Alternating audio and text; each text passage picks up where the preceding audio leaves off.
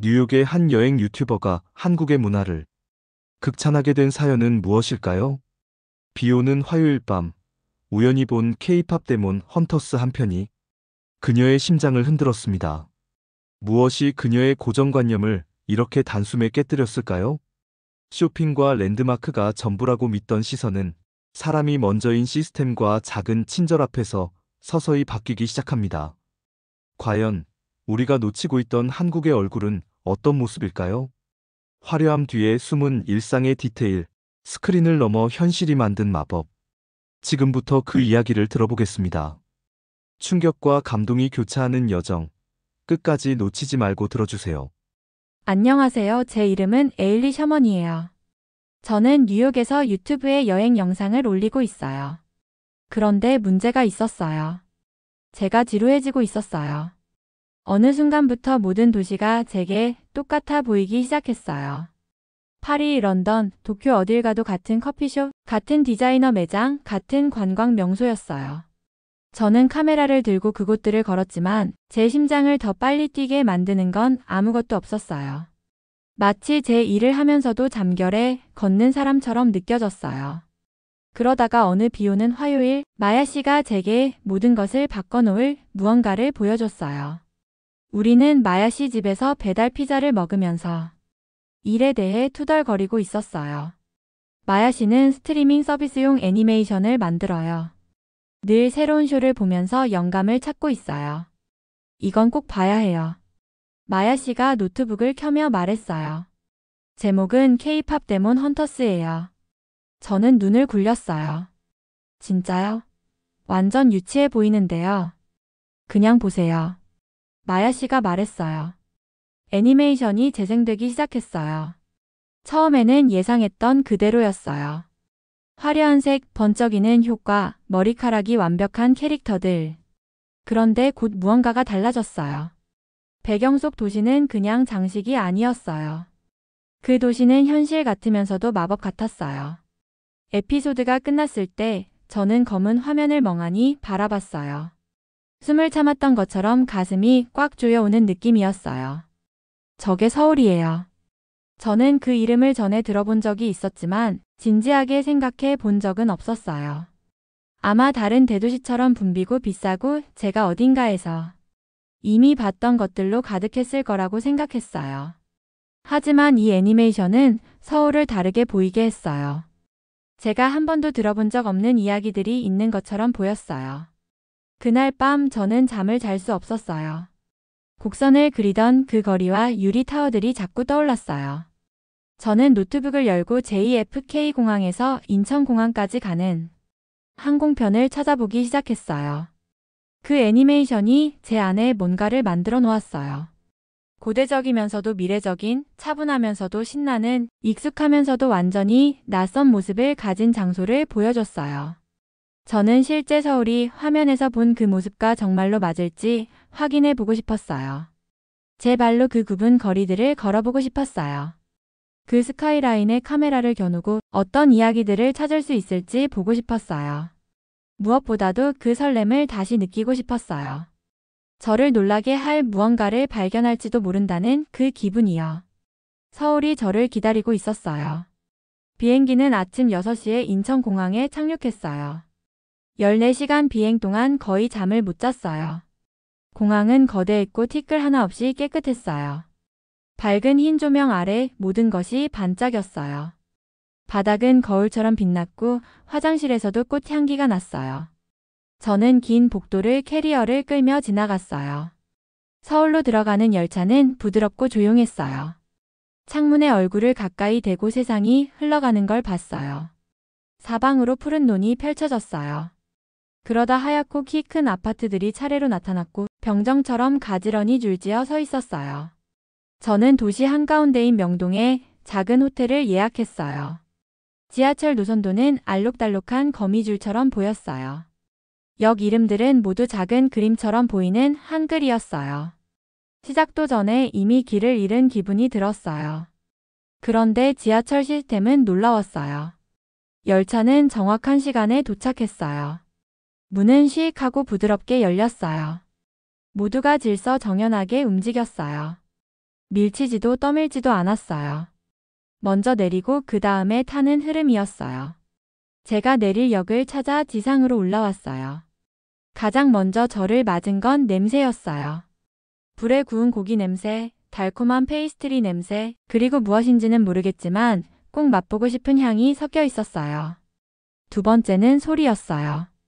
뉴욕의 환한 경적 소리가 아니라 더 부드러운 소리였어요. 가게들에서 흘러나오는 음악, 사람들의 다정한 목소리가 들렸어요. 호텔 방은 아주 작았지만 완벽했어요. 카메라를 꺼내 배터리를 확인했어요. 그리고 다시 거리로 나왔어요. 가장 먼저 눈에 들어온 건 사람들의 옷차림이었어요. 사실 저는 모두가 비슷하게 입을 거라고 생각했어요. 대신 제 눈앞에는 믿기 힘들 정도로 다양한 모습이 펼쳐졌어요. 모두가 자기 몸에 편안한 채 자기 하루를 살아가고 있었어요. 저는 카메라를 들어 촬영하기 시작했어요. 늦은 오후의 해가 건물 사이로 길게 그림자를 드리웠어요.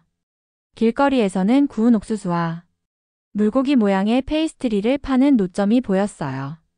향만으로도 제 배에서 꼬르륵 소리가 났어요. 영어를 못하시는 듯한 웃는 얼굴의 노점상에게서 페이스트리를 하나 샀어요. 저는 먹고 싶은 걸 가리켰고 그분은 고개를 끄덕이며 따뜻하고 달콤한 파탕금이 들어간 것을 건네주셨어요. 제가 그동안 먹어본 어떤 것과도 달랐지만 완벽했어요. 해가 지자 도시는 변신했어요. 네온 사인이 하나둘 켜지면서 분홍과 파란빛이 모든 것을 물들였어요.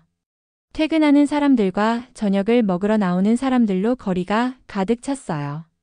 저는 인도로부터 뿜어져 나오는 듯한 그 에너지를 담아내려고 쉬지 않고 촬영했어요. 10시가 되자 녹초가 됐어요. 시차가 트럭처럼 저를 들이받은 것 같았어요. 하지만 몇 달 만에 처음으로 설렘을 느꼈어요. 내일은 더 많이 돌아볼 거예요. 내일은 이 도시를 더 깊이 파볼 거예요. 서울에 온 지 사흘째 되던 날, 저는 용기를 내보기로 했어요. 애니메이션에서 봤던 지붕이 곡선을 그리며 좁은 골목이 이어지는 오래된 동네들을 직접 찾아가고 싶었어요. 지도 앱을 깔고 휴대폰을 충전하고 미지의 길로 발걸음을 옮겼어요. 서울은 뉴욕처럼 지어지지 않았어요. 맨해튼에서는 길이 곱게 뻗어 있어요. 블록을 세면 제가 어디에 있는지 정확히 알 수 있어요. 그런데 서울은 수백 년에 걸쳐 자라난 나무의 뿌리 같았어요. 길이 구불구불 휘고 예상하지 못한 곳으로 이어지는 작은 골목들로 갈라졌어요. 저는 북촌한 옥마을이라는 곳에서 시작했어요. 집들은 정말 아름다웠어요. 모서리가 새가 막 날아오를 듯 솟아오른 지붕, 어두운 나무 기둥이 받쳐주는 흰 담벼락. 모든 것이 고요하고 오래된 느낌이었어요. 그런데 몇 분 뒤, 저는 제가 어디에 있는지 전혀 모르겠다는 걸 깨달았어요. 휴대폰에는 파란 점으로 제 위치가 찍혀 있었지만 제 눈앞의 골목은 화면 속 지도와 맞지 않았어요. 큰 길이라고 생각했던 곳에서 왼쪽으로 꺾었는데 막다른 길이었어요. 다시 돌아서 다른 길을 택했어요. 또 다른 막다른 길로 데려갔어요. 휴대폰 배터리는 30%였어요. 햇볕은 점점 뜨거워졌고 저는 목이 말라오면서 조금씩 당황하기 시작했어요. 문가에 서서 저를 바라보는 연세, 지긋한 여성분이 있었어요. 햇빛 가리개 모자를 쓰고 장을 본 비닐 대신 천가방을 들고 계셨어요. 잃어버린 강아지를 보는 듯한 다정하면서도 궁금한 표정이었어요. 저는 다가가 휴대폰을 보여드리며 지도를 가리켰어요. 제 호텔 이름을 천천히 말했어요. 혹시 아실까 싶었어요. 그분은 제 휴대폰을 보시고 제 얼굴을 보셨어요. 미소를 짓고 고개를 끄덕이셨어요. 그리고 놀라운 일을 하셨어요. 저보고 따라오라는 듯 손짓을 하신 거예요. 그 다음 15분 동안 그분은 제 길잡이가 되어주셨어요. 일정한 보폭으로 걸으시면서 제가 기억해야 할 랜드마크들을 가리켜 주셨어요.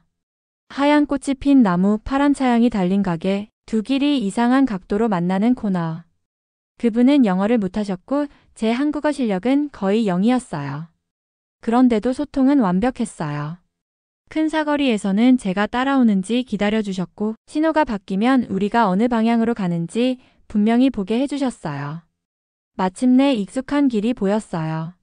멀리 명동의 높은 건물들이 보였고 제 호텔은 몇 블록만 더 가면 있었어요. 그분은 걸음을 멈추고 미소 지으셨어요. 제 호텔 방향을 가리키고 다시 저를 가리키며 여기서부턴 혼자 갈 수 있지? 라고 말하는 것 같은 눈짓을 하셨어요. 저는 허리를 숙여 인사하고 제가 아는 유일한 한국어 단어인 감사합니다 라고 말했어요. 그분은 웃으시며 손을 흔들고 각자의 길로 걸어가셨어요. 익숙한 거리 위에 서 있는 순간 제 안에서 무언가가 달라지는 걸 느꼈어요. 집에 있었다면 저는 아마도 낯선 사람의 도움을 받지 않겠다고 고집했을 거예요. 빙글빙글 돌며 더 짜증이 났을 테고 결국 포기하고 택시를 불렀을지도 몰라요. 하지만 이분은 제가 길을 잃었다는 걸 보자 아무 말도 아무 판단도 없이 그냥 도와주셨어요. 그저 친절이었어요. 그날 밤 저는 촬영분을 편집해 업로드했어요. 몇 달 동안 올린 영상 중 가장 많은 조회수가 나왔어요. 낯선 도시에서 길을 잃었던 각자의 경험, 자신을 도와줬던 낯선 사람들, 길을 잃는 것과 길을 찾게 되는 것의 차이에 대한 댓글들이 이어졌어요. 저는 중요한 걸 깨닫기 시작했어요. 이 여행은 단지 영상을 만드는 일만이 아니었어요. 세상을 다르게 보는 법을 배우는 일이었어요. 그리고 그 시작은 저 자신을 다르게 보는 데서 출발했어요. 저는 서울에서 달라지고 있는 제 모습을 점점 좋아하게 되었어요. 새벽 2시였는데 저는 말똥말똥 깨어 있었어요. 시차는 정말 잔인했어요. 세상은 다 자는 시간인데 제 몸은 점심시간이라고 착각했어요. 저는 작은 호텔 침대에 누워 도시의 밤소리를 들었어요. 뉴욕과는 다르게 서울도 쉬는 방식이 다르게 느껴졌어요. 더 부드럽고 더 평화로웠어요. 결국 잠을 포기했어요. 저는 카메라를 챙겨 산책을 나갔어요. 밤의 거리는 마치 다른 도시로 들어간 것 같았어요. 낮의 북적임은 사라졌고 네온사인은 여전히 켜져 있었지만 이제는 야간등처럼 더 부드럽게 빛났어요. 텅 빈 인도에 제 발소리가 또렷하게 울렸어요. 걷다 보니 편의점 앞에 서 있었어요. 간판에는 초록색 글씨로 CU라고 쓰여 있었어요. 큰 유리창 너머로 안이 작은 극장처럼 환하게 보였어요. 형형색색의 포장으로 꽉 찬 진열대, 커피 머신, 열 램프 아래에서 따뜻하게 데워지고 있는 핫푸드가 보였어요. 문을 밀고 들어갔어요. 카운터 뒤에 있던 남자가 휴대폰에서 눈을 떼고 미소 지었어요. 제 나이 또래쯤 되어 보였고 피곤한 눈이었지만 표정은 친절했어요. 이름표에는 민재라고 적혀 있었어요. 이곳은 제가 알던 어느 편의점과도 달랐어요. 집에서는 과자랑 사탕 그리고 조금 초라한 샌드위치 정도를 파는 곳이 편의점이었어요. 그런데 여긴 달랐어요. 작은 레스토랑이자 작은 은행이자 작은 우체국이 한데 모인 느낌이었어요. 저는 민재 씨가 다른 손님에게 3분 만에 라면을 끓여주는 기계 사용법을 알려주는 걸 봤어요. 손님은 계산하고 버튼을 몇 번 누르고 기계에서 김이 피어오르는 걸 기다렸어요. 삑 소리가 나자 종이컵에 딱 맞게 완성된 뜨거운 라면이 나왔어요. 김에 쌓인 주먹밥이 있었어요. 플라스틱 용기에 담긴 신선한 샐러드도 있었어요. 집에서 끓인 것처럼 보이는 수프도 있었어요. 뜨거운 커피와 차가운 주스, 그리고 상상 가능한 거의 모든 맛의 차가 있었어요. 그런데 가장 놀라운 건 이 가게가 할 수 있는 다른 일들이었어요. 벽면의 락커에서 사람들이 택배를 찾아가고 창가 쪽 기계에서 문서를 출력하고 카운터에서 공과금을 내는 걸 봤어요. ATM을 쓰는 사람도 있었어요. 저는 주먹밥 하나와 녹차 한 병을 샀어요. 주먹밥은 완벽했어요. 방금 지은 듯한 밥 가운데 작은 연어 한 조각, 그리고 바삭한 김. 저는 뉴욕의 편의점들을 떠올렸어요. 대부분 급하고 불친절하게 느껴졌어요. 음식은 오래된 것처럼 보였고 직원들은 도와주는 걸 귀찮아하는 표정이었어요. 모든 게 손님을 최대한 빨리 들였다가 빨리 내보내는데 초점이 맞춰져 있었어요. 그런데 이곳은 달랐어요. 저는 카메라를 꺼내 촬영을 시작했어요. 라면 기계, 신선한 음식, 택배 락커, 출력 코너를 보여줬어요. 이 작은 가게 하나가 얼마나 많은 일상 문제를 해결해 주는지 설명했어요. 하지만 가장 중요하게 담고 싶었던 건 이곳의 분위기였어요. 청결함, 정돈됨, 사람들이 필요로 할 것을 미리 생각해 두고 준비해 둔 흔적. 그런 세심함을 꼭 기록하고 싶었어요. 촬영을 마치자 민재 씨가 제 테이블로 왔어요. 학교에서 영어를 조금 배웠다고 했고 우리는 간단한 대화를 나눌 수 있었어요. 그는 대학 등록금을 벌려고 야간 근무를 한다고 했어요. 경영을 공부해서 언젠가 자신의 가게를 열고 싶다고 했어요. 저는 촬영한 일부 영상을 보여줬어요. 누군가가 편의점에 관한 영상을 만든다는 사실이 신기한 듯 했어요. 저는 이게 단순히 가게 이야기가 아니라고 설명하려고 했어요. 사람을 돌보는 방식, 생각하는 방식에 관한 이야기라고요.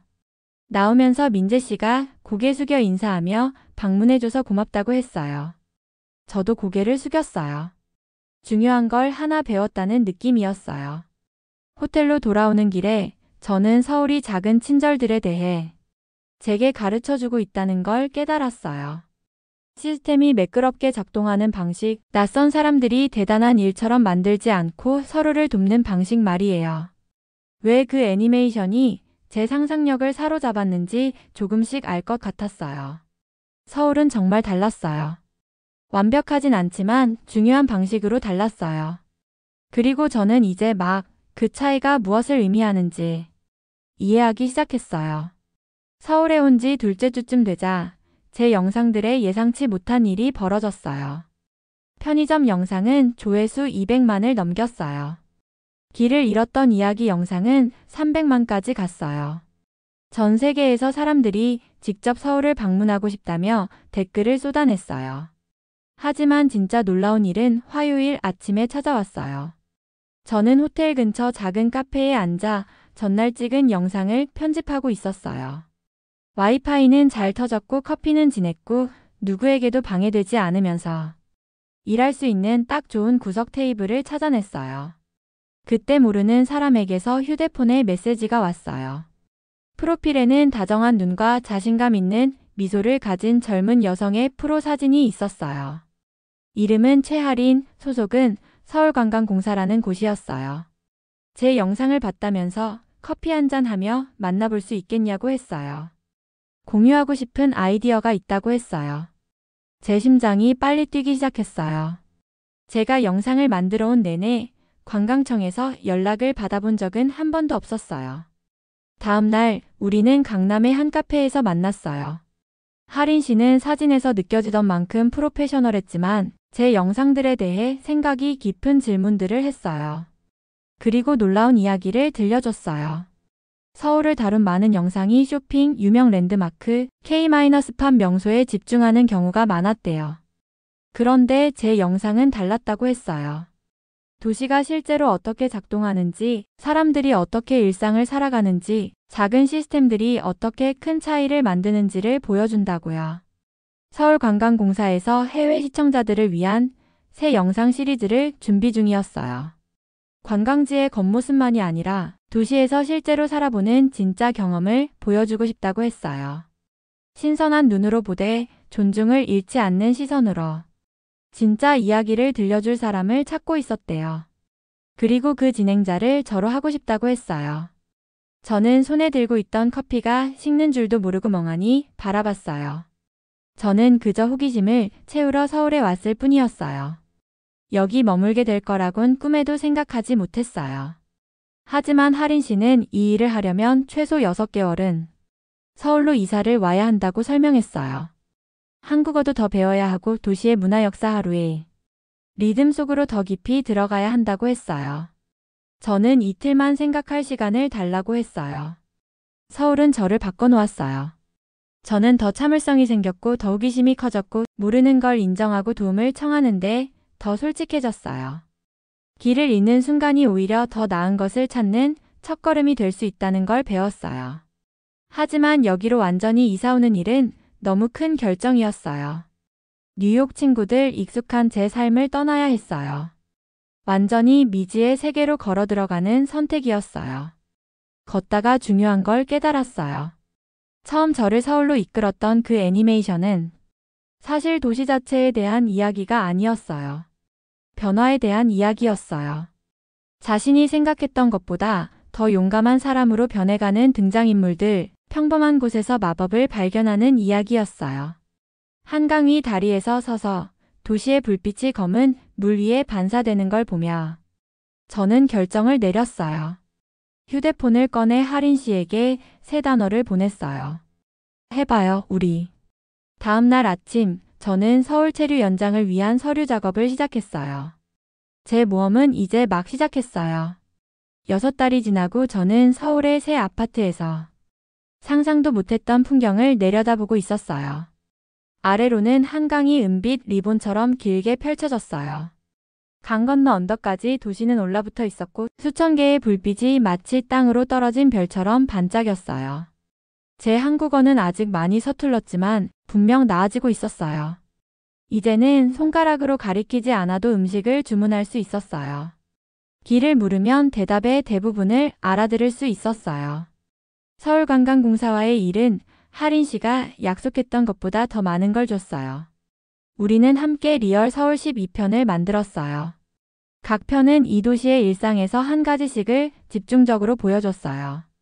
어떻게 아침 출근길이 신기하게도 차분하고 정돈된 채 흘러가는지, 가족들이 밤마다 시장에 모여 먹고 웃는지, 오래된 전통이 새 기술과 자연스럽게 어깨를 나란히 하는데도 아무도 그걸 대단한 일처럼 떠들지 않는지 같은 것들이요.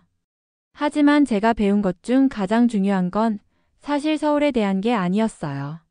저 자신에 대한 거였어요. 저는 여러 곳을 다닌다는 이유로 제가 모험적인 사람이라고 늘 생각했어요. 그런데 진짜 모험은 여권의 도장을 얼마나 많이 찍느냐, 유명한 랜드마크 앞에서 사진을 몇 장 더 남기느냐가 아니었어요. 진짜 모험은 한 장소가 저를 바꾸게 두는 일이었어요. 제가 모든 걸 아는 게 아니라고 인정하는 일이었어요. 다시 시작할 마음을 내보는 일이었어요. 제 아파트는 처음 묵었던 작은 호텔 방처럼 여전히 작았어요. 하지만 이제는 작은 공간을 어떻게 살게 만들지 알았어요. 한국식 전기밥솥은 미국식 커피 메이커 옆에 놓였어요. 뉴욕 양키스 모자는 특별한 날을 위해 산 한복 옆에 걸려 있었어요. 두 문화가 서로를 배우며 함께 사는 모습이 되었어요. 제 삶에서 가장 좋은 건 사람들이었어요. 편의점의 민재 씨는 정말 친구가 되었어요. 그는 아직도 야간에 일하고 경영학을 공부하고 있었지만 이제는 가끔 제 한국어 연습을 도와주는 대신 제가 영어를 가르쳐 주기도 했어요. 한국의 역사와 문화를 하린 씨가 저에게 알려주면 저는 관광 영상에서 서양의 관점을 이해하는데 도움을 드렸어요. 우리는 함께 새로운 무언가를 쌓아가고 있었어요. 사랑을 잃지 않으면서도 솔직한 방식으로 서울을 전하는 법을요. 그날 저녁은 조금 특별했어요. 다음 날이면 리얼 서울 첫 시즌의 마지막 에피소드를 촬영할 예정이었거든요. 저는 인천공항에 처음 도착했을 때 섰던 바로 그 자리에서 시작하려고 했어요. 평소처럼 카메라를 들어 배터리를 확인했어요. 수백 번 반복해온 루틴이었어요. 그런데 이번에는 느낌이 달랐어요. 이 카메라는 관광객에서 거주자로 바뀌어가는 제 변화를 담아왔어요. 모든 걸 안다고 믿던 사람에서 배우는 게 즐거운 사람으로 바뀌어가는 모습을요. 노트북을 열고 내일 촬영분의 대본을 쓰기 시작했어요. 처음 저를 서울로 이끌었던 애니메이션 이야기를 하고 싶었어요. 처음 저를 서울로 이끌었던 그 애니메이션은 사실 도시 자체에 대한 이야기가 아니었어요. 변화에 대한 이야기였어요. 자신이 생각했던 것보다 더 용감한 사람으로 변해가는 등장인물들, 평범한 곳에서 마법을 발견하는 이야기였어요. 한강 위 다리에서 서서 도시의 불빛이 검은 물 위에 반사되는 걸 보며 저는 결정을 내렸어요. 휴대폰을 꺼내 하린 씨에게 세 단어를 보냈어요. 해봐요, 우리. 다음 날 아침, 저는 서울 체류 연장을 위한 서류 작업을 시작했어요. 제 모험은 이제 막 시작했어요. 6달이 지나고 저는 서울의 새 아파트에서 상상도 못했던 풍경을 내려다보고 있었어요. 아래로는 한강이 은빛 리본처럼 길게 펼쳐졌어요. 강 건너 언덕까지 도시는 올라붙어 있었고 수천 개의 불빛이 마치 땅으로 떨어진 별처럼 반짝였어요.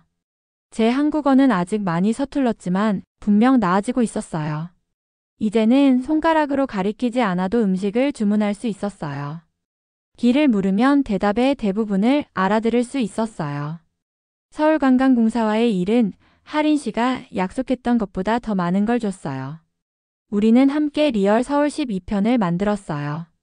각 편은 이 도시의 일상에서 한 가지씩을 집중적으로 보여줬어요.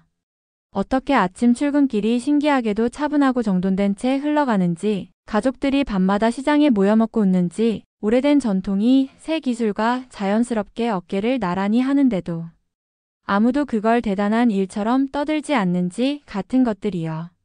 하지만 제가 배운 것 중 가장 중요한 건 사실 서울에 대한 게 아니었어요. 저 자신에 대한 거였어요. 저는 여러 곳을 다닌다는 이유로 제가 모험적인 사람이라고 늘 생각했어요. 그런데 진짜 모험은 여권의 도장을 얼마나 많이 찍느냐, 유명한 랜드마크 앞에서 사진을 몇 장 더 남기느냐가 아니었어요. 진짜 모험은 한 장소가 저를 바꾸게 두는 일이었어요. 제가 모든 걸 아는 게 아니라고 인정하는 일이었어요. 다시 시작할 마음을 내보는 일이었어요. 제 아파트는 처음 묵었던 작은 호텔 방처럼 여전히 작았어요. 하지만 이제는 작은 공간을 어떻게 살게 만들지 알았어요. 한국식 전기밥솥은 미국식 커피 메이커 옆에 놓였어요. 뉴욕 양키스 모자는 특별한 날을 위해 산 한복 옆에 걸려 있었어요. 두 문화가 서로를 배우며 함께 사는 모습이 되었어요. 새 삶에서 가장 좋은 건 사람들이었어요. 편의점의 민재 씨는 정말 친구가 되었어요. 그는 아직도 야간에 일하고 경영학을 공부하고 있었지만 이제는 가끔 제 한국어 연습을 도와주는 대신 제가 영어를 가르쳐 주기도 했어요. 한국의 역사와 문화를 하린 씨가 저에게 알려주면 저는 관광 영상에서 서양의 관점을 이해하는 데 도움을 드렸어요. 우리는 함께 새로운 무언가를 쌓아가고 있었어요. 사랑을 잃지 않으면서도 솔직한 방식으로 서울을 전하는 법을요. 그날 저녁은 조금 특별했어요. 다음 날이면 리얼 서울 첫 시즌의 마지막 에피소드를 촬영할 예정이었거든요. 저는 인천공항에 처음 도착했을 때 섰던 바로 그 자리에서 시작하려고 했어요. 평소처럼 카메라를 들어 배터리를 확인했어요. 수백 번 반복해온 루틴이었어요. 그런데 이번에는 느낌이 달랐어요. 이 카메라는 관광객에서 거주자로 바뀌어가는 제 변화를 담아왔어요. 모든 걸 안다고 믿던 사람에서 배우는 게 즐거운 사람으로 바뀌어가는 모습을요. 노트북을 열고 내일 촬영분의 대본을 쓰기 시작했어요. 처음 저를 서울로 이끌었던 애니메이션 이야기를 하고 싶었어요. K-팝 데몬 헌터스가 얼마나 마법 같은 도시를 보여줬는지, 그리고 실제의 서울이 어떤 애니메이션보다도 더 마법 같았다는 사실을요. 하지만 무엇보다 용기에 대해 말하고 싶었어요. 진짜 용기는 두렵지 않은 상태가 아니었어요. 두렵지만 그래도 해보는 일이었어요. 낯선 이의 도움을 기꺼이 받아들이는 일이었어요. 타자를 두드리는데 창밖으로 서울의 밤이 부드럽게 들려왔어요. 멀리서 깔리는 차량 소리, 아파트 어딘가에서 들리는 게 짖는 소리, 퇴근한 이웃들의 낮은 목소리. 이 소리들이 이제 제 삶의 배경음이 되었어요. 더 이상 낯설거나 이상하게 들리지 않았어요. 집처럼 들렸어요. 대본을 마치고 노트북을 닫았어요. 내일이면 제 이야기의 2장을 마무리할 거예요. 하지만 그게 진짜 끝은 아니라는 걸 저는 이미 알고 있었어요. 그건 그저 다음으로 이어지는 시작일 뿐이었어요. 서울은 제게 가장 좋은 이야기들은 끝나지 않는다는 걸 가르쳐 줬어요. 새로운 장이 더해질 때마다 더 풍부해지고 더 촘촘해지고 더 깊어질 뿐이라는 걸요. 저는 다음 장을 쓸 준비가 되어 있었어요. 오늘 이야기가 재밌으셨다면 구독과 좋아요를 부탁드립니다. 시청해주셔서 감사합니다.